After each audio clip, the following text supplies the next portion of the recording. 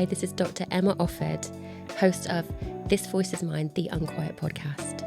For every neurodivergent mind that was masked, misread or missed, where identity is reclaimed and the system gets named, This Voice is Mine is a podcast for those who were told they were too much, too sensitive, too chaotic, too intense or not enough. Hosted by myself, Dr. Emma Offord, a clinical psychologist, neurodivergent woman and unapologetic system disruptor. This podcast explores what happens when difference is pathologized and what becomes possible when we drop the shame, the script and the medical model. Through stories, reflections and conversations with people who were never meant to fit, This Voice is Mine reclaims the truth of neurodivergent minds, bodies and ways of being. This is not about fixing or fitting in. It's about remembering who we are and unlearning everything they got wrong. My guest today is Will Martin, a qualified nutritional therapist, former teacher, and all-round powerhouse of holistic neurodivergent wisdom. Will works with adults, parents, and children to support emotional regulation and focus through nutrition, lifestyle, and mindset, always grounded in lived experience. As a dyslexic, autistic ADHDer, who's personally navigated anxiety, depression, and burnout, Will brings both science and soul to his work. Our conversation was energizing, deeply grounding, full of aha moments as we explored how food, rest, and self-understanding can radically change the way we experience our minds and bodies. I think you will come away with a new appreciation for how biology, psychology, and compassion intersect, and how, with the right support, we can all learn to thrive on our own terms.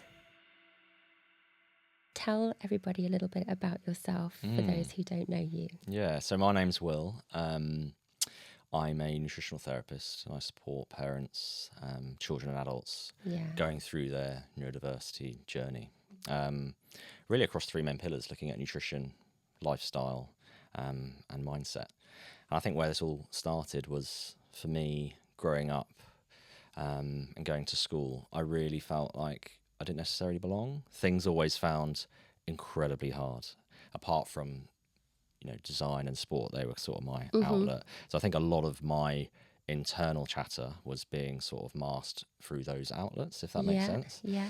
So yeah, all the way through my schooling, I really struggled. I just thought that was the default. You just work harder and that's the model in which I've got to, do to get by. Yeah. And I suppose I sort of transitioned that through into university. I chose a course which, was probably too hard for me. Or was it? Yeah, I think so. Like I could have done something, but I think for my ability of like, I can work hard, I can achieve that. Yeah. But actually there comes a point where how hard do you need to be on yourself for you to be okay or accepted, Yeah. Where's that line? And I hadn't really found it. And I suppose, I went for university and then things sort of unraveled where I couldn't make any decisions of like, it was simple decisions about should I go and study in the library. This sort of chronic anxiety sort of started to creep in. Yeah. And these kind of, these thoughts, and you go through these spirals. And I just thought it was just part of who I was and everyone had that experience and that was just the way it was, Yeah. So you weren't voicing that at No, the time? no. It was It was very much internal, yeah. And so many people I support and feel the same. That internal chatter, and it's obviously different between other people and how they experience it.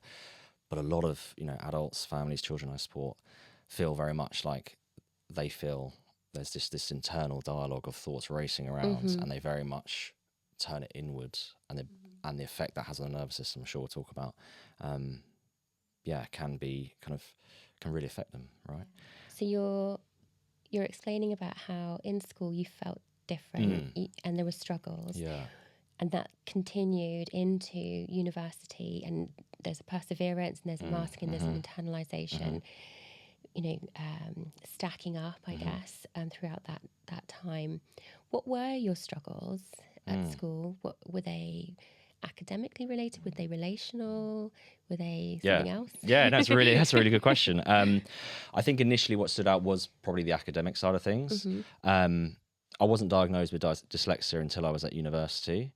Even though I knew I was getting extra support at school, it was great. But I got the support, but still, I didn't really understand why everything was so hard. Okay. So I think sometimes you can get explore things and get a diagnosis, which can be incredibly useful. But still, it's then about, okay, what do you do with that information? What's your next steps?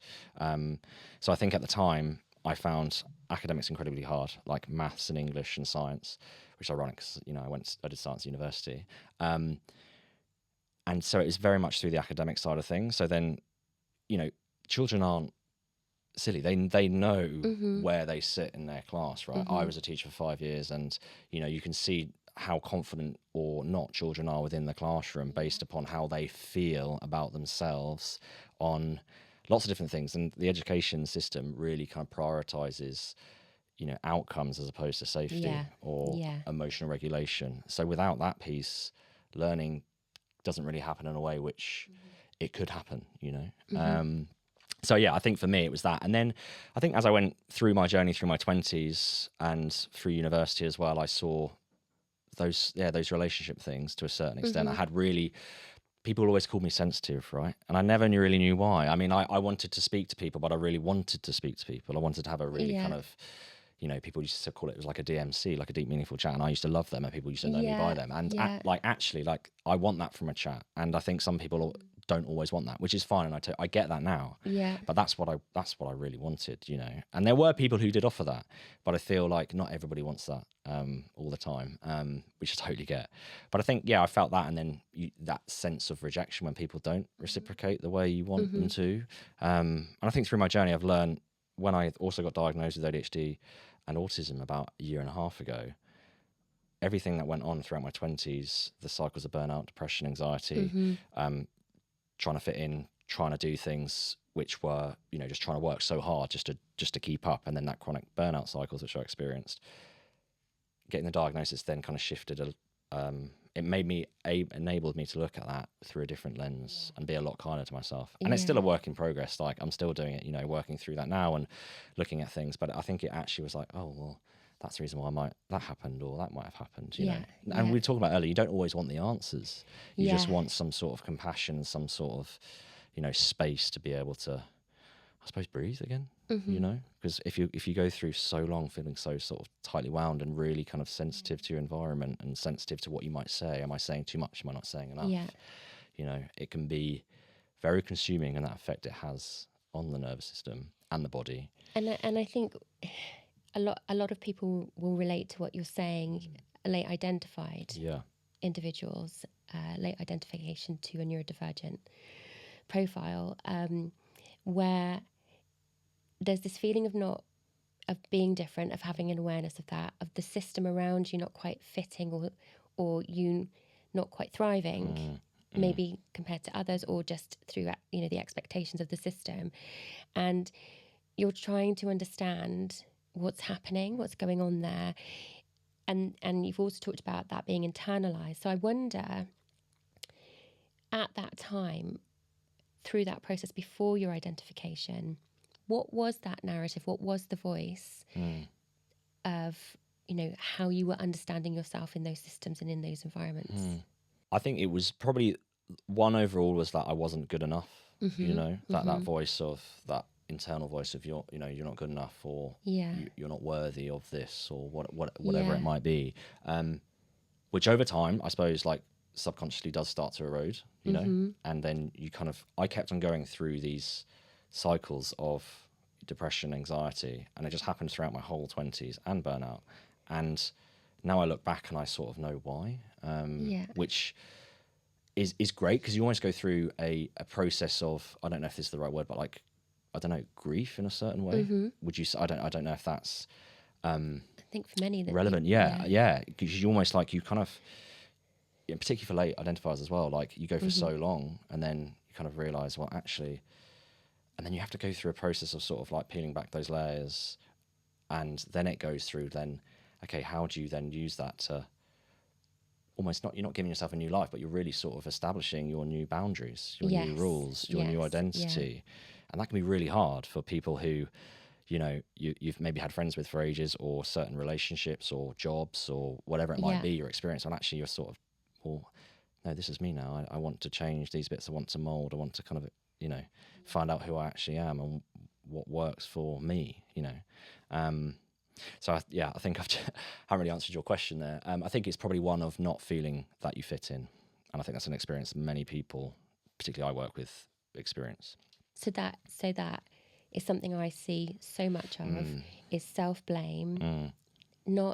It's internalized. It's not an externalization of, hey, this system isn't supporting me, working for me. It needs to change. It's about how you need to mold, shift, adapt, morph, mask into these spaces, these relationships, these expectations.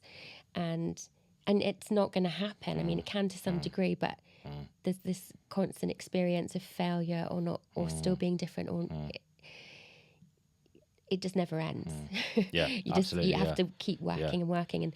And then you talk there about anxiety and depression and burnout and these cycles. And this is what I'm so interested in for so many people, what we call depression and anxiety. Like we could rewrite that a little bit here through a neurodivergent lens, couldn't we? Where we could say, well, of course you're going to feel these feelings, your body's going to go through these cycles if you're working so hard to fit into something and mold yourself to something that is not essentially right for you. It's a completely different story. And maybe this is part of the grief and the re-narrating and re-storytelling that I think people go through late identification. Yeah, 100%. Like, everything you said there, I couldn't agree with more, is trying to mold, fit, mask into systems which don't necessarily support your best interest at heart. And when you go through that for so long, you just you almost get numb to it. Like that is just that is the way I have to be. That is the way I have to navigate in order to survive. And that does take its toll. It does take its toll on the body. The body knows it stores it somewhere to a certain extent. I believe that. And then that process of unmasking and understanding and having those conversations, finding belonging, reaching out, getting support is where I feel like neurodiverse individuals really find their own and they really find their true identity. So how did you get onto the pathway of identification? Like when was what were the breadcrumbs, or where was the kind of emerging moments of, hey, this might be something to explore about myself? It's a really good question, because I see this in the families that come to me, sometimes diagnosed and some not diagnosed, and they were exploring. And it's like, that question of where do you look? Like, what are the signs? What are the traits that someone might be, experiencing something which is different, or thinking or working differently? I'm sure we'll come on to that in a moment. But for me, I think it was those cycles and not feeling good enough. And it just got to a point where I was like, there must be something deeper going on. Surely this is not like the typical experience. And when I was younger, I read so many self-help books, as many neurodiverse individuals do, like trying to find the answer. Trying to find the answer. I probably read like 50 of these self-help books. That's all I ever read when I was younger. So maybe that was a sign. And then, I knew I had dyslexia, and then the more I read about it, in my late 20s, I know there was like a lots of crossover between dyslexia and other, neurodivergent conditions. And then also reading more about the mental side aspect to it, like those, kind of really struggling with mental health and how that is usually a downstream ripple effect of something maybe deeper, not all the time. And then I think it was just through, I suppose social media has been, on the one hand, great in terms of amplifying, giving people a voice, and people are exploring what might be going on for them and maybe identifying with what people are saying. So I think it was a little bit through that. And then there's a little bit as well in my family, which is relatively recent. And then I started to join the dots, and I was like, actually, what's going on for me here? Like, is there something? And yes, there is a massive genetic component to this as well. So that's when I started to explore it a little bit more. And then, that was a year and a half ago.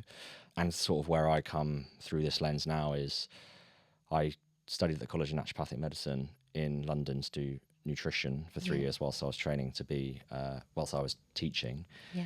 And then I wanted to use that in a way which really supports, a group of people who really feel sometimes that they don't belong. And it was really personal to me. And that's where I've sort of molded into what I do now, based through my teaching experience, my nutritional experience there. And I've sort of molded this this way of kind of helping people understand themselves a bit more, understand their child, understand their way of working, understand what might be supporting them. And again, there's not going to be one set thing. There is no one answer, right? Sometimes we try and find that answer. But it's about kind of giving people options and trying things. It's almost like a menu of things, you know, because as ADHDers, sometimes we just get bored of that one thing that might have worked so well for like, for like 3-4 weeks, but actually it's like, it's done, it's dead. Yeah, exactly. And I never want to see it again. Yeah. So it's about supporting people through that. Yeah. And I'm long-term people I work with, you know, for 12 weeks or so, also with people for a short amount of times, but you really see a journey through that time. You really see sort of how they come in and how they present, and then the change that happens over the course of that time. It's really powerful. And I really want to talk to you about all of this because, and I really hope that in our conversation we can clear up a little bit of the controversy around thinking about nutrition and neurodivergence, because, and respectfully to anyone listening, I know that some people feel very strongly, and I understand where this comes from, that it can feel like this idea of curing, and so you get back to the medical model, you get back to disorder and pathologization, and I totally get that, but that's not what this is about at all. And I know my opinion and some of my beliefs, which we can share, but tell everybody a little bit more about this experience of nutrition and understanding your body and your nervous system and the relationship to neurodivergence. Yeah, it's such a great question. And you're right. I just want to echo what you've said there. It's not about finding a cure. There's nothing to cure or there's nothing to fix. Yeah. It is just a greater understanding of what might be presenting for someone, how to support them, whether that's an adult, a family, a child. Yes. It's about kind of giving them the tools, the options. And I suppose if we start, I suppose, from the medical model, is in the one hand, it works very well for a lot of people, for sure, in terms of this is if people go for a diagnosis, and that's what they have, and then it's ultimately what's the next steps from there. And in some cases, medication is brilliant. It works, and it is so needed for so many individuals and so many situations. There are instances where I feel there's other options to explore alongside, or in some cases first, and that really depends upon the person I suppose in front of you and their experience and what they're going through, what are their traits. So I think with the nutrition angle, lots of things that I've seen there are certain vitamins, minerals, which are, and I suppose macronutrients in whole, which are maybe missing to a certain extent in neurodiverse individuals. Yeah.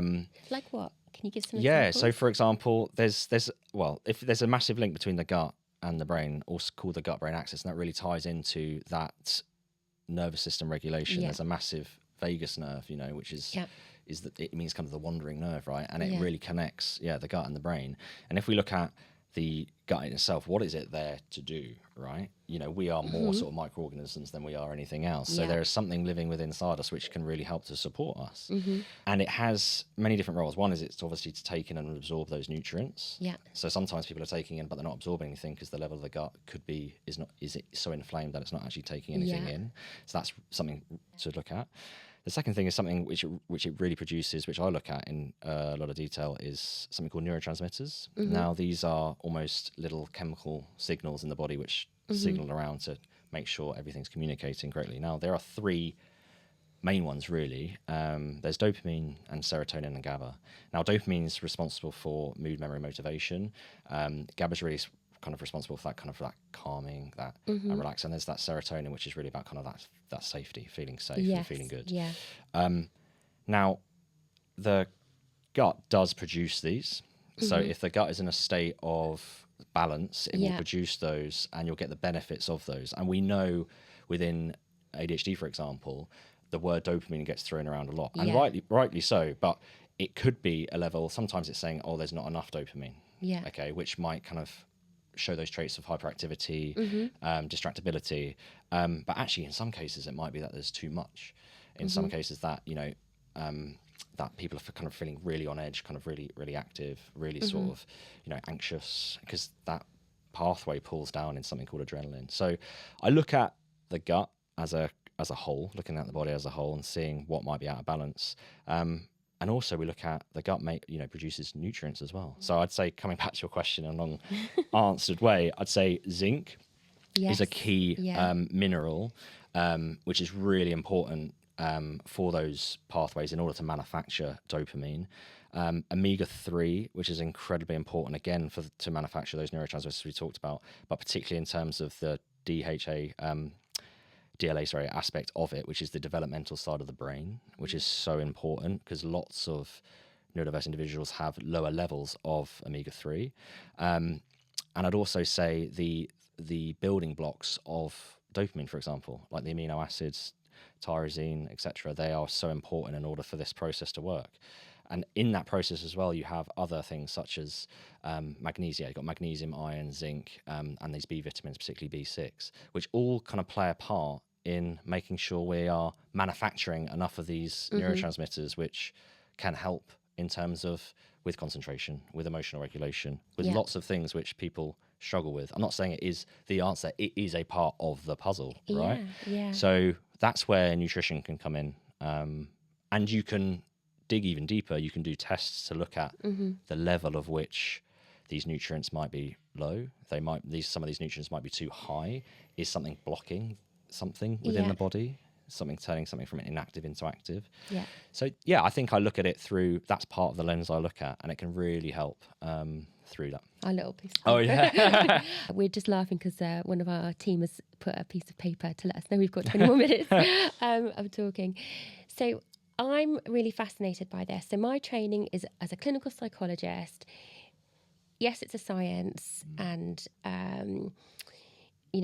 lots of research is involved in developing therapies and thinking about the ways to hold a conversation and to formulate and understand people's struggles and changes in their mental health. And I'm really moving away from a lot of my training in terms of all of these emerging ideas around neurodiversity, neurodivergence. And what I'm really fascinated about, linked to what you're saying, is talking therapy or psychiatric medication has been the traditional routes. One, it's sort of suggesting that, that there's something there to be fixed and this is the way to do it. But also there's this idea of pathology, of people being disordered and out of the order, and there's something very wrong with them that needs this fixing. So where I'm going with this is what you're talking about, and where I'm really kind of growing my understanding and my knowledge is about how we are such dynamic individuals, and we are always in relation to something. So you're talking about neurotransmitters, you're talking about nutrients and minerals, and that will be in relation to the internal, external environment of every physical being. And so to me, it makes sense to think about our neurodivergent, our biology in all of this. And if we can think about ways to feel more safety in our body, more regulation, that will help us navigate all these other wonderful things that are part of being neurodivergent. But it's a very different perspective than take this to fix. It's much more about stabilization, reducing trauma, returning safety to the body. That's how I understand it. 100%, yeah. Absolutely. And it is, returning to the body, returning to safety. And once you feel safe, then, like you said, you can start to feel who you are meant to become, right? And what you're meant to give to others, back to the world. So that feeling of safety is just ultimately so important. And there is, again, it's not that question of, right, we need to fix something. It's like, how can we support specific things which have an overall effect on safety and dropping back into the body? Nutrition plays a part, lifestyle plays a part, exercise plays a part, or movement, or relationships, and speaking to, all of these things play a part. It's about finding what works for you and trying different things, and going on your own sort of personal journeys. I suppose that's my work, and where I come in is just supporting people with different ideas and simple, easy things to fit in to their very busy lives, particularly as a family life. You want things which are kind of, can fit in, and you can see results over time and change.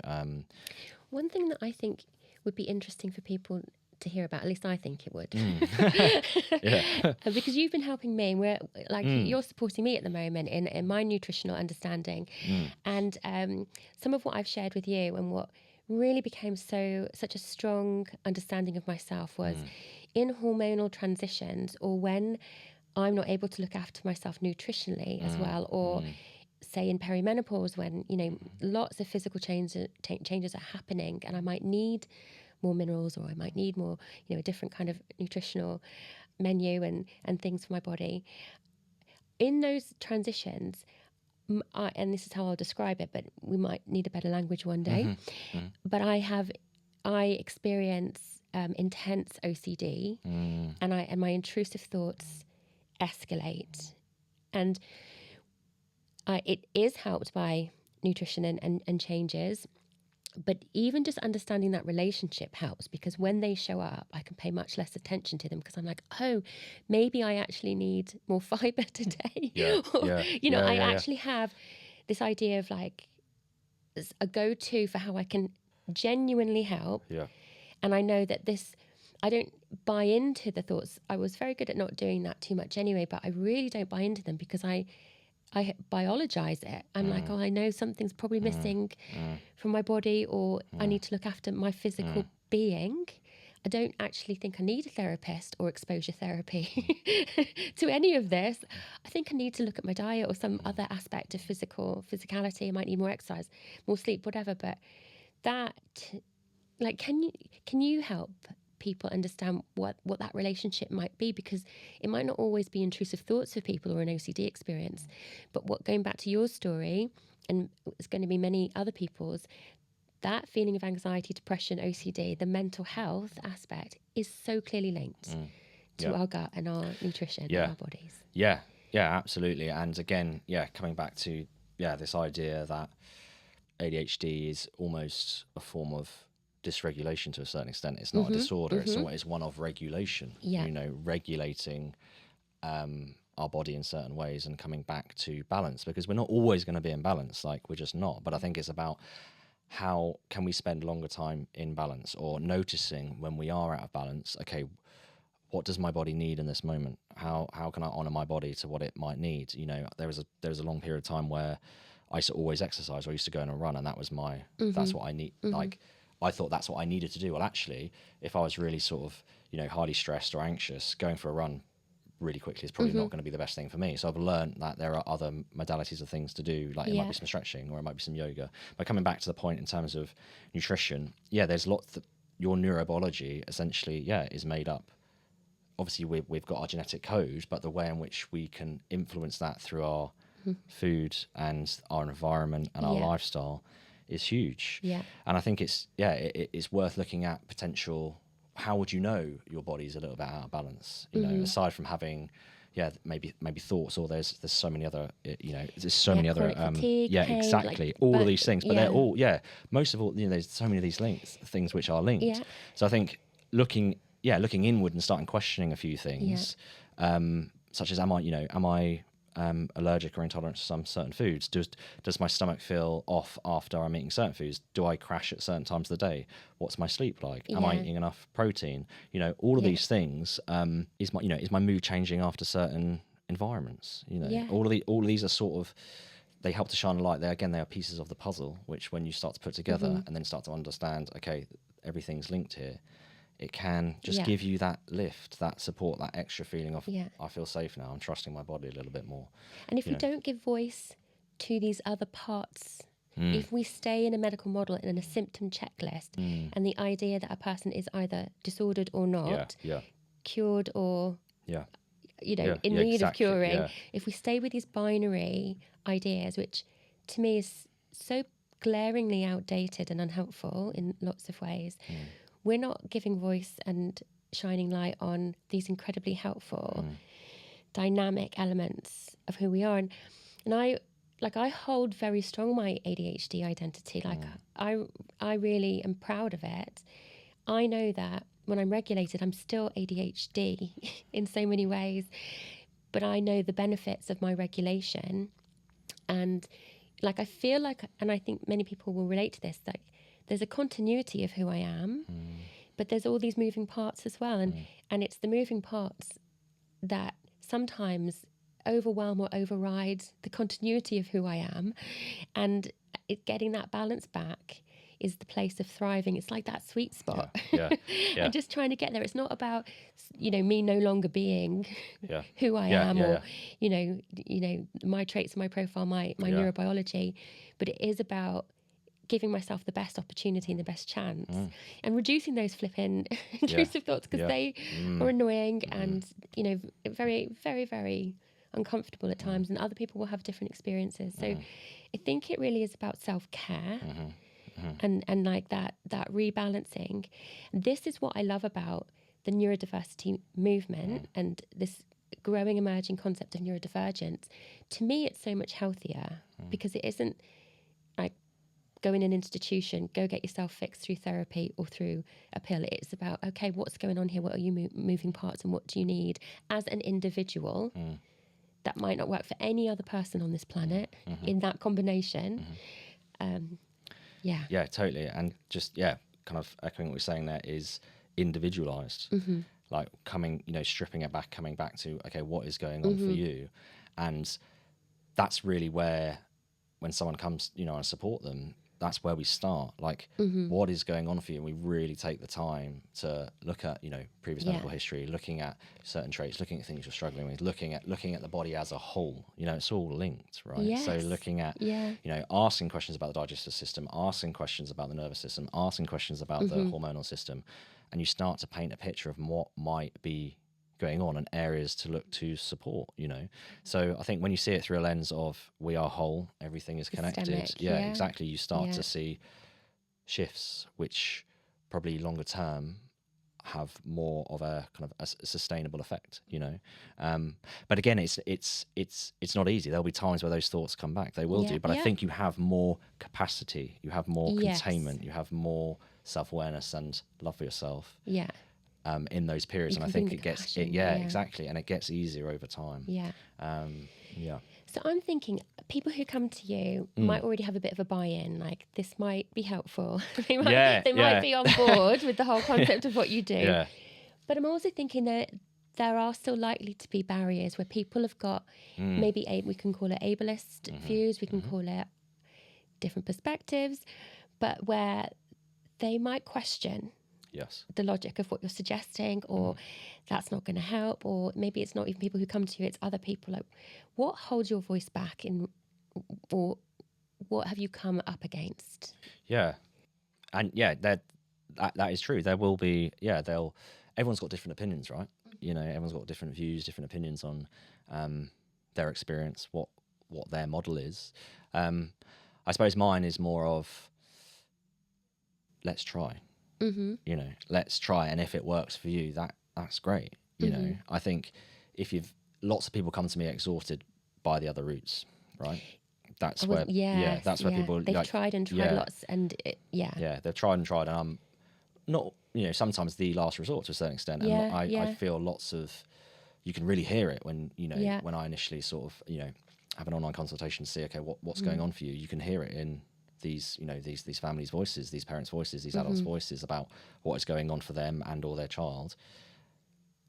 You can really you can viscerally hear it because they're not getting the support from the school, they're not getting the support from maybe kind of local authorities, and they're not getting the support, or medication's not working in a way which is aligning with their child at that time. So it's almost like, okay, is there anything else we can try? So sometimes I'd say most of the time people are open, but you do get some people which are a little bit, it just takes more of a conversation around it, and I suppose if you've tried all these things and we haven't explored these other things, sometimes it's not always as simple as, right, let's just tweak these, but sometimes in some cases it can be. Someone left a comment the other day on my Instagram, and I was talking about certain supplements. Supplements are, again, a piece of the puzzle. They are not the the answer, but they can really massively help. And she was like, I've just seen one of your posts on looking at kind of how to support sleep, and we included it was magnesium and omega-3, I think, and she was like, our daughter just slept through the night for the first time ever. And she was like, Mummy, what are in these little supplements I think she took? And that is one part of it, but there are so many bits just to start to explore. And it's the domino effect, isn't it? Because if a supplement helps an individual sleep, they get more sleep, and then having more sleep is then, it's not only the supplement, it's this domino effect, which can go in an upward or a downward spiral, can't it? In terms of regulation. So I'm interested in, these people who are coming to you where it feels sometimes for them last resort. So they have got systems around them.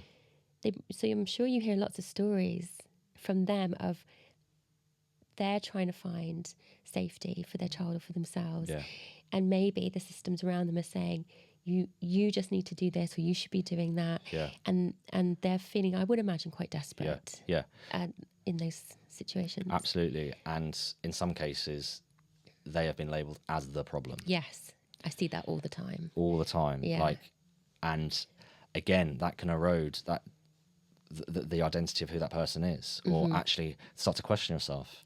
And then it kind of has a downstream effect of like, not maybe kind of, if you're being told you're always the problem, then well, if I'm the problem and I'm doing something wrong, then it must be me. Is it because I'm a bad parent, for example? It's nothing to do with that. It's the fact that like the system is not in a way designed, or systems are not designed in a way which is supporting that individual as a whole, as a different way of thinking, being, believing, creating, communicating, and all of these things I truly believe need to be taken into account. And I really saw it when I was teaching with the current sort of the education system as it is. It works well for a certain type of mold, but ultimately we're all unique, we're all different. And it needs, I think, move from a place of correction, rewards that behaviour model, to more of compassion, understanding, acceptance and safety. And when children feel safe, they will then learn, So I think it's just shifting that and shifting it around to ways in which we can help support so much more. And the things which you can do to support different learners would help everyone anyway in a classroom. Totally. Such as having more movement breaks, standing up, for example. Exactly. Like, or when are we as humans going to sit behind a desk, all day for 5 days a week? Like, I think it's I think this piece on education has got to change. I think it really does, because it kind of, parents are up against the school, the children are kind of, arriving back home feeling completely burnt out, and that's when you get the meltdowns, because they've been masking all day at school. And if you don't have, say, the people with the ability to spot the signs, they can go really unnoticed for a long time. And I think that's what happened with me and so many other children. Like, it's not just hyperactive boys. No, it's so much more than that. It's like people who have got these hyperactive thoughts instead of like the physical, So it's all of that kind of going on.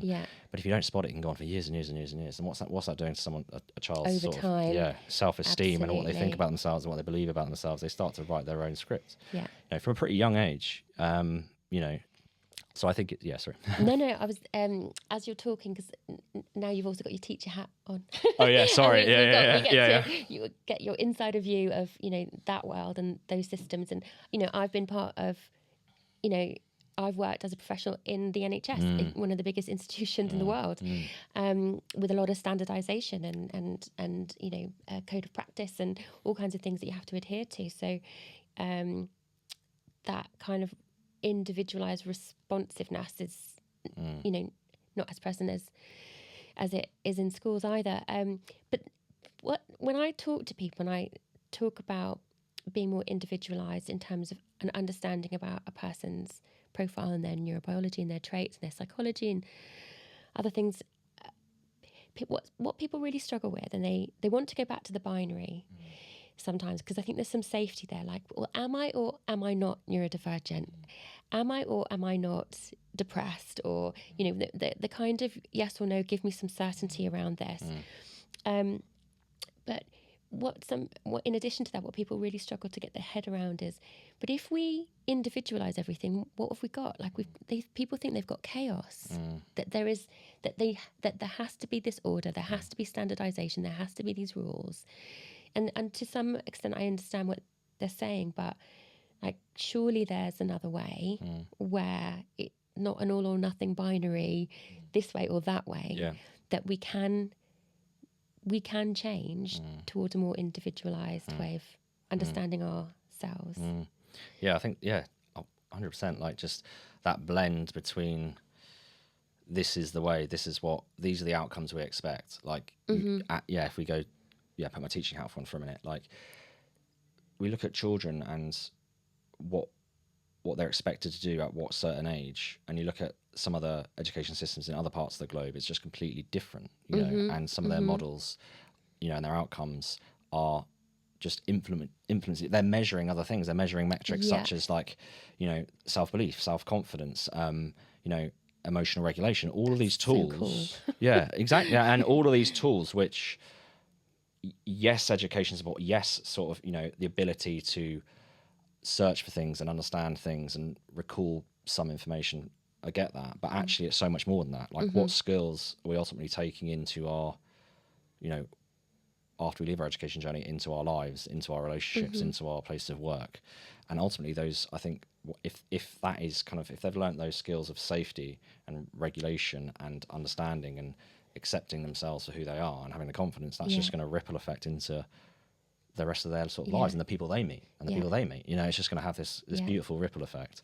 But again, I understand there's not a simple answer, right? No. I understand as a teacher, like you had a class of 30, you've got so many different, you know, individual needs in there. Yeah. But ultimately we're trying to get all of these people's needs into kind of one metric, which is, you know, if we look at year 2, for example, is passing SATs, for example. What's your outcome on SATs? And then it goes on to year 6, right?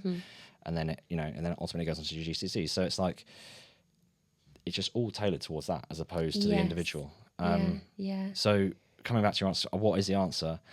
I don't know, but I think there's definitely things which we can start to introduce, such as, you know, understanding neurodiversity more, having more training on that. As a teacher, when I was doing my training, we probably had less than half a day on neurodiversity, and I'd probably say there's probably 5 to 10 children in a class now, realistically. Yeah. Like, some will be diagnosed, some will not. The majority probably won't at this point, just because of, if we're going back to the current system, of which how hard it can be to get a diagnosis, or how hard it can be to gather the evidence within a classroom in order to achieve that. Exactly. So I think it's understanding what it is, and I think I was probably quite naive as a teacher. Like, my understanding of what ADHD was is very different to what it is now, and that's no fault of my own. It's just because of, I suppose, what you're taught and what you kind of get locked into the system to a certain extent about what is expected and what we are trying to measure and what we are trying to achieve. And actually, is there another way, you know? And this is it.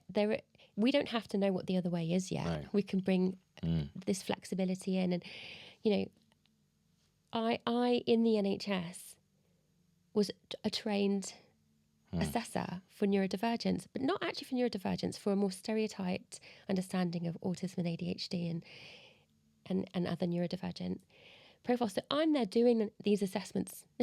I'm neurodivergent, and I don't know that at that time because there was just one way of doing it, one way of seeing it. And as that has changed, we've become more neuroaffirming, and we recognise these things like a hyperactive brain, not always a hyperactive body, or micro movements, rather than, you know, I'm not necessarily jumping on this sofa right now, but, you know, there's a lot of movement within me, and later on I'll need to go for a long walk. I had to go for a walk really late last night because I needed to get my energy out so I can hold it.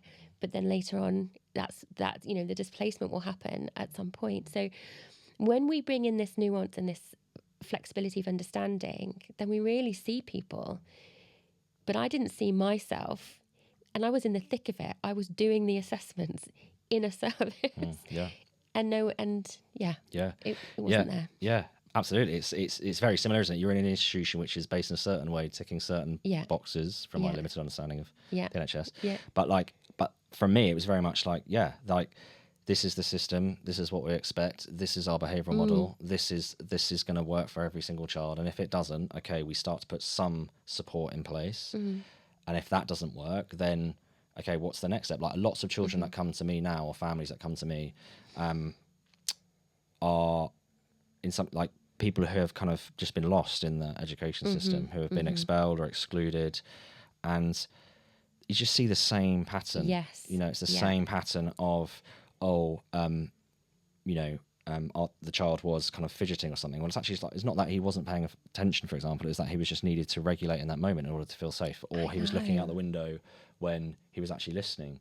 Like, why can't, to a certain extent, why can't a child, it depends obviously on the number in the class, I get that. But if a child is underneath the table and they're listening and they can answer the questions, why does that matter? And if that's their place of safety, or if somebody needs to go and stand up and look out the window, but they're engaged, why is it the model of what looks right, or what looks like this is what education should look like? Yeah. Or actually, like, what is going on for all these other children who are just getting missed? And there's the lack of safety. Exactly, it comes back to that. What is, perceived as safe and correct and compliant and right behaviour to get an education is unsafe for a lot of people. Yeah. So, Will, for our listeners, as we wind up our conversation, with your growing voice in the work that you have kind of journeyed into, like if people were listening who don't quite get this right now, or people are listening who are like, please advocate for us, is there something that you feel you could share, something that you would really like the world to know about the work that you do and your insights and the difference that this can make to people? Yeah, I think it comes back, and it's been a theme, hasn't it, of this conversation, is feeling safe. Yeah. Feeling safe in your body and saying what works for you, and understanding that and discovering that. And there's going to be so many things which work, but there's equally going to be so many things which don't suit you, and that's absolutely fine. That is part of your journey. That's part of your discovery of yourself. Like you said, it's always been there. We've always had ADHD and autism and or whatever else. Yeah. But it's just about understanding that and recognizing that and starting to unlayer it, unmask in a way. And if you do feel safe, then that process becomes easier. So if you take in, the nutritional aspect, the lifestyle aspects and the mindstyle aspects, all of that gives you a greater kind of overview or kind of feeling of safety, and it helps you really start to understand yourself better. And once you understand yourself better, you can understand other people better. It's empowering, isn't it? Yeah, you can understand your children a little bit better to a certain extent, and you can have that more support and understanding what might be going on for them. Because it's so hard, isn't it? If as a parent you don't understand what might be going on for yourself. I think that's huge. To have that insight into your child as a parent, you can parent so much more safely for them, respond so much more compassionately or differently, that keeps that sense of regulation and safety. Yeah, exactly. And it goes like, there is if we look at the school model kind of ripples into the parenting model. Like, this is the model on which we have to parent, but actually throw out that rule book, because it is going to be different. It's going to be different, and it's just that understanding of what that might look like for yourself and your family. And kind of that's what I really help to do with families, give them the tools to help kind of gain more understanding on ways to say things, or and if we look at the environment, for example, in terms of the senses, I know that's a lot of work which we've been speaking about before. It's huge, and all of these different things you can pull from. So I think it just comes back to one of safety. With you on that. So, well, if anybody wants to find out more about you, where do they need to go? Well, good question. So I've got an Instagram at Will Martin Nutrition, and I post little bits on there about lots of what we talked about today in terms of like easy to implement recipes for the whole family. Might be certain maybe supplement ideas and lots of different things around that. And then also I've got a website as well, where people can book in. I offer a free 30-minute consultation just to really understand where someone's at. Great. What traits they might be struggling with. And then discuss the best way forward. Fantastic. We will put all of that in the show notes. Thank you so much. Thank you so much for joining us. Thank you so much. I just want to finish with a poem. Is that okay? Yes, please do. Yeah. So if it's all right, I want to share something. And sometimes it's quite ironic, because I suppose I didn't like sharing my voice at school in front of an audience. And I'm still working through that now, so hopefully I've come across okay on here. Because I sometimes have all of these thoughts running through my head, and then sometimes the ability to say it in a coherent way, I'm very aware of that. So I think words to me have been quite powerful recently in writing things down and trying to understand things when everything gets so overwhelming. But this is just something I've put together, and I think a lot of people will relate to it. It's called From Struggle to Strength.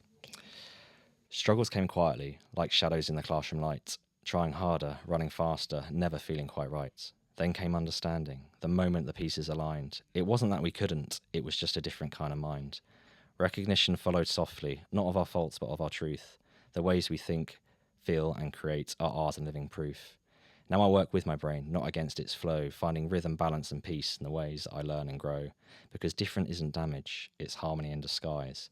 And when we learn to honour it, our spirit finally flies. Oh, that is amazing. I love that. So thank you so much. I really appreciate the time to have this conversation.